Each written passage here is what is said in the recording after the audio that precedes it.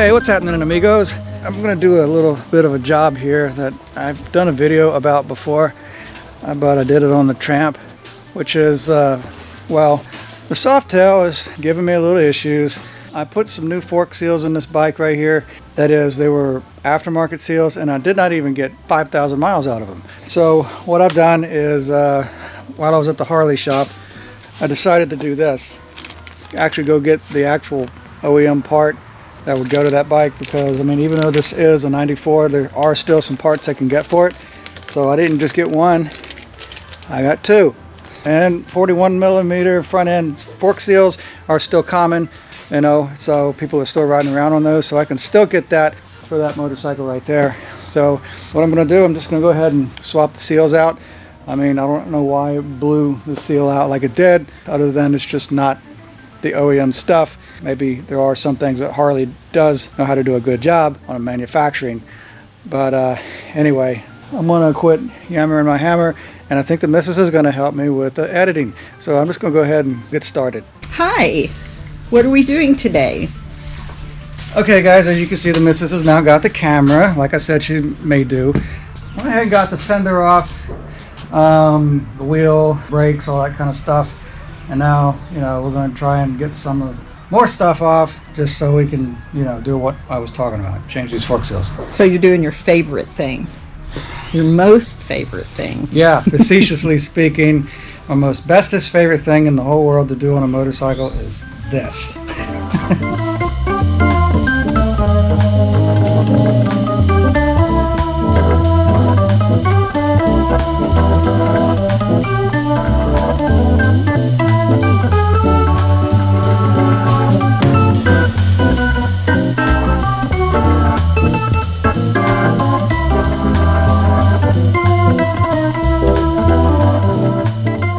Okay, inside these tubes is what they call a dampener. It goes through this tube and comes out the other end of this tube and bolts into the bottom of this. And there's a little bolt in there, and sometimes they can be a little bit of a booger to get out, you know, manually.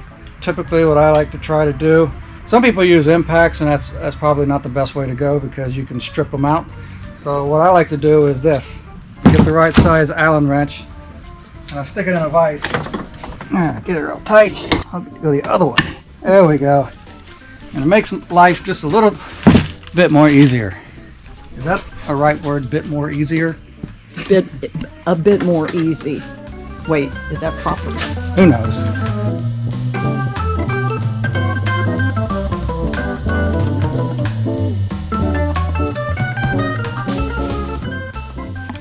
And you just get the seal out like this.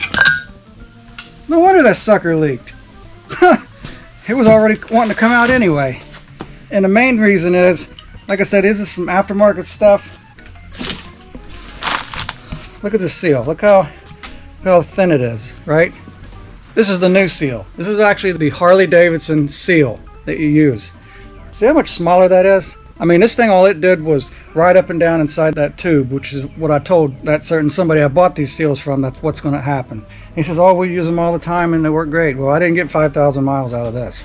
Look how deep that cavity is. It's got to go like down in there. I mean, there's too much space there. So it's not like these things came with shims either, you know, to make up the difference. So I'm going to go ahead and quit yammering my hammer and put the new one in.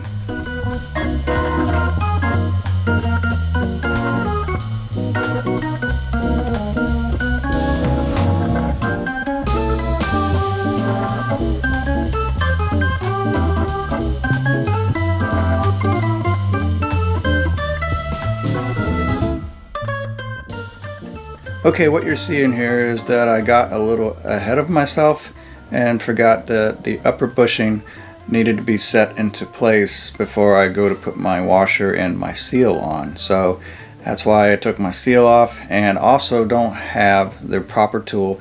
So I'm just improvising with the tools that I already have. Not saying to do it this way, okay? But I was very careful, and I was very successful in doing this. So in case some of you are raising your eyebrows, that's what's up with that. Okay, I got the seal driven down with a small piece of aluminum and a brass hammer very carefully all the way around, and I can see the groove on the inside for the keeper to go in, so that tells me I've got the seal all the way in there. So let's try it. Keeper looks like that. Just kind of drop it down on there. I just manually put them in. Sometimes I use a screwdriver. It tends to be a little more helpful, like in a scenario like this, to make sure it's popped all the way into the groove. And it's popped in right there. And let's see. All right, it's popped in all the way around. So the seal is installed. And one cool thing I've discovered about doing an FL front end style or a 41 millimeter, I don't have to pull the top cap off, because as you can see, there's already a hole in there. So I can just dump fluid down in there. I don't have to contend with the spring that's in there or anything. As you saw how I was able to just pull all that apart without pulling the spring out.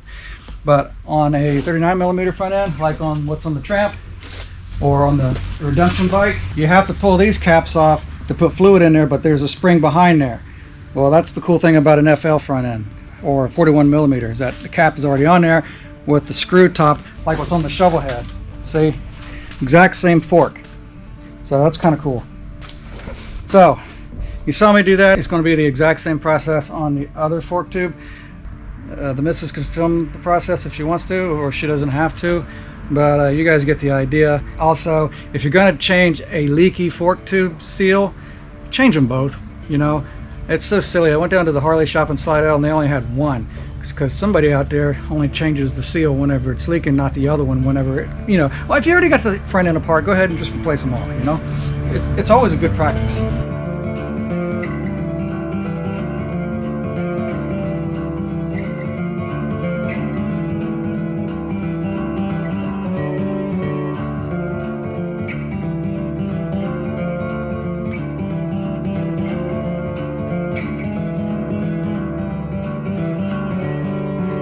On the tube itself, there's a little indentation in there. I don't know what that's from. I think maybe somebody was customizing the triple tree with a bigger bolt and used a drill and probably hit the tube. That's about what that looks like, because you can see the witness mark of the bottom tree.